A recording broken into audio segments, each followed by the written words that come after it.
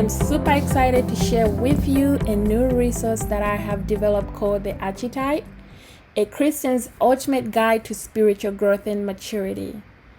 It is my hope that you find this resource useful for your personal edification. So what exactly is the Archetype? The Archetype is an 8-part video series that will give Bible enthusiasts a blueprint on what constitutes a divine character and roadmap to attaining it. God's number one concern for you and I is to see us become born again in the Spirit, grow up in the Spirit, mature in the Spirit, and teach others to do the same. The goal is to have us become like His Son Jesus Christ in character and conduct, reverting us back to His original plan for man. But how is it possible without a template for a spiritual life? We know how a physical human life cycle looks like, but how does a spiritual divine life cycle look like? The answer lies in a proper interpretation of what constitutes the image and likeness of God, the thing which God created man into in the beginning. It is obvious that the interpretation of the image and likeness of God is a hermeneutical challenge.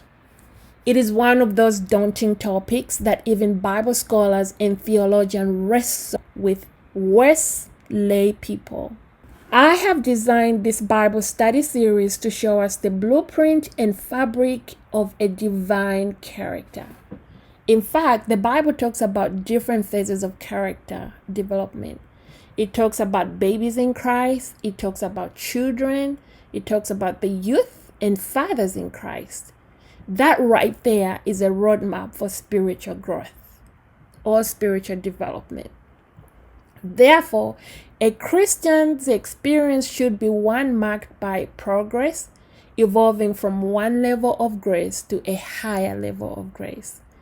And if a believer is not growing, that should be concerning, as any parent would be concerned if there was some form of growth retardation in their child. The book of Hebrews highlights what a spiritual retardation looks like, and let's read some of that. For when for a time ye ought to be teachers, ye have need that one teach you again, which be the first principles of the oracles of God, and are become such as have need of milk and not of strong meat. And that's taken from Hebrews chapter 5, verse 12. Now, here's a perfect example of what a spiritual retardation looks like. This group of believers overstayed their babyhood phase, and that was deeply concerning to the overseer. So, whatever your spiritual aspirations are, the utmost should be spiritual development. It is for this reason that I have outlined a criterion to help each one of us gauge our level of spiritual maturity. You will be able to tell whether you are a baby, a child, an adolescent, or adult in the spirit. And eventually, spiritual adulthood is going to appear more appealing than spiritual mediocrity, because adulthood is God's ideal for us after all.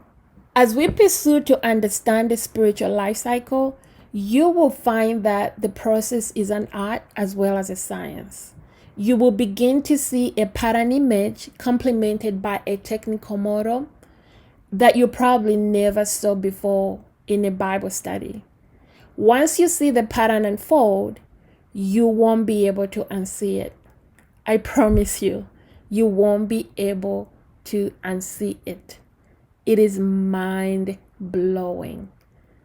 This pattern will become a tool that will help you and I navigate those Bible texts that appear complex, bringing us back to center every time we lose our bearing.